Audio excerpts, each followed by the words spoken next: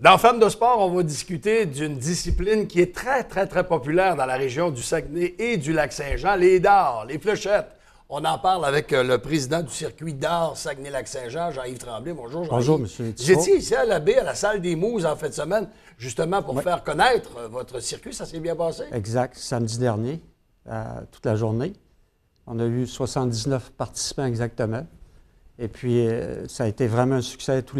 On a fait finalement 5 niveaux, A, B, C, D, E. Alors, on sait que le but du circuit, c'est de classer les joueurs aussi? Non, c'est vraiment de donner une chance à tous les niveaux. Okay, c'est ça notre mission. Okay. Parce qu'il y a l'ADS qui est très bien. Ça, c'est strictement en force, la grosse compétition. Là. Nous, c'est de rendre aux amateurs des endroits à jouer dans les salles, mais avec une chance de participer puis de gagner aussi. Les bourses également étaient vraiment réparties, même la classe A puis la classe A, là, pas tellement de différence, dans le but de satisfaire le plus d'amateurs possible. En fait, semaine, vous étiez ici à la baie. Est-ce que vous faites la tournée des villes, des municipalités comme ça pour aller recruter justement des membres et des joueurs? Effectivement, en fin de semaine, c'était le tournoi pilote ou de démonstration, là, comme test. Puis on a vu que ça, même si on était tard dans la saison, on a attiré quand même plus de joueurs que les autres tournois en général. Là. Et puis l'an prochain, bien, ça va se répartir dans 6 salles différentes dans la région. Quel est le but de votre circuit de dard? Bien, le but, comme je l'ai dit, c'est de faire promouvoir les salles. Il y a beaucoup de salles qui sont méconnues. Exemple, Parc de la Colline, ça fait 40, 50 ans que ça joue au dard. Personne ne connaît ça, excepté leurs joueurs qui participent. Nous, le circuit, c'est sûr qu'on attire notre propre clientèle. Eux ont déjà 3 ligues. Alors, tout ça mis ensemble, bien, tous les tournois vont faire des succès, j'en suis convaincu. Là. On a une cible de dard avec nous en studio. Là.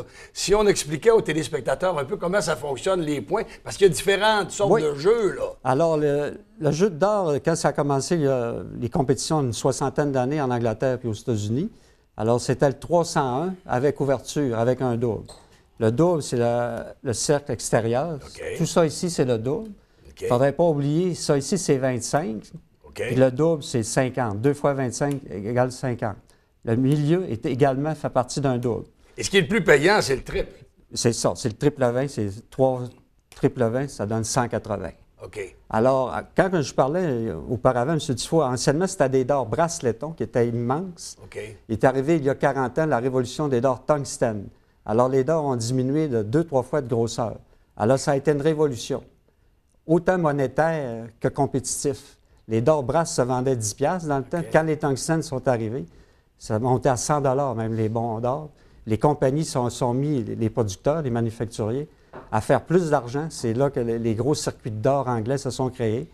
Même aujourd'hui, on donne 11 millions de livres sterling pour le circuit PDC. À ce point-là? Oui. On voit ça souvent à la télévision américaine. Là. Il y a du monde. C'est une erreur. C'est anglaise. La télévision anglaise. On sent que c'est populaire. Il y a des foules, il y a plein de monde. Pour avoir accès à ça, il s'agit d'aller sur le pdc.tv, choisir peut-être un titre de tournoi, parce qu'il y a 16-17 tournois majeurs mondiaux. Les joueurs du circuit se promènent. Puis peut-être aller sur YouTube, puis en sélectionnant un titre comme Premier Dart League sur YouTube, vous allez avoir gratuitement accès à toutes les... C'est capotant. Là. La plupart des joueurs dans la région suivent ça. Ou tu peux t'abonner direct, en réel live chez toi.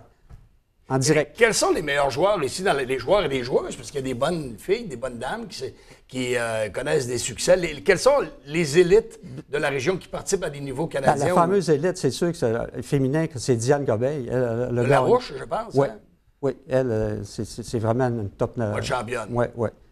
OK. Chez les gars? Chez les hommes? Gars, Marcel Simard, puis il y a Bertrand Lajoie. Est-ce qu'il y a une réglementation sur le poids du dard? Maximum 50 grammes. 50 grammes? Oui. Et ça, c'est sévère, je présume, dans les grosses compétitions? Mais personne ne joue avec ça. Moi, ça fait 50, 60 ans, je n'ai jamais vu personne jouer avec. Ça joue entre 20 et 28 grammes. La plupart sont tous là-dedans. Les champions du monde, c'est à peu près 22 grammes, leur catégorie de poids. Là, on a parlé des points sur la cible de dard, mais vous avez aussi un autre système de pointage là, pour les classements, ces choses-là? Bien, suite un peu comme les championnats mondiaux, là, comme le circuit ADS, ils ont un cumulatif de points. Si tu gagnes premier, tu as 16 points, puis ainsi de suite. Là, cumulatif. Et à quoi servent justement ces Justement, les associations, en premier lieu, il y a l'ADS, Association d'or du Saguenay, comme au même titre l'Association d'or à Trois-Rivières, Sherbrooke. Il y a 12-14 associations dans le Québec qui, eux, font leur classification dans l'année. Puis les meilleurs totaux, les 8 meilleurs hommes, 8 meilleures femmes, se rencontrent à la finale provinciale de l'ADQ, Association des dards du Québec. Puis le même scénario se déroule. Les meilleurs au Québec s'en vont rencontrer les meilleurs des 10 autres provinces et les territoires canadiens. Là, je présume que vous êtes dans votre fin de saison. Oui, c'est oui. les finales. Est-ce qu'il y a des tournois, d'autres compétitions à venir? Les tournois, c'est pas mal fini, excepté il y a un gros tournoi privé à Montréal, là, Santos Resinas. C'est un monsieur qui avait des fameux bars de d'art billard. Là. Eux autres, c'est 15 000 de bourse en passant. Alors, nos élites du Saguenay, du Lac-Saint-Jean, sont toujours présents. C'est à fin avril. OK. Ouais. Et dans la région, quels sont les endroits les plus populaires où on pratique les dards? Il y a le 4 chemins, c'est bien évident, c'est très populaire. Il y a le Rock au bar aussi. Ici à la baie? À la baie, c'est les Mousses. Les Mousses, ça, c'est l'endroit où... Oui, puis la salle de quai, c'est très, très bon aussi. Là. On peut compter combien de joueurs de dards dans la région du Saguenay-Lac-Saint-Jean? Dans les ligues, à peu près 3 500. Puis ceux qui pratiquent dans leur maison, on peut monter environ 10 000 joueurs. À ce point-là? Oui. Est-ce qu'il faut faire partie du circuit là, pour participer au tournoi?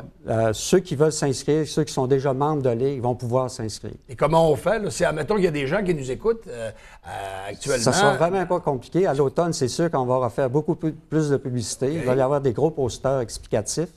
Également, consulter le site de dartforce.com. Tous les détails vont être inscrits dans ça. OK. Merci, Jean-Yves Tremblay, de nous avoir donné l'information sur ce qui se passe dans le monde des dards ici dans la région du Saguenay-Lac-Saint-Jean.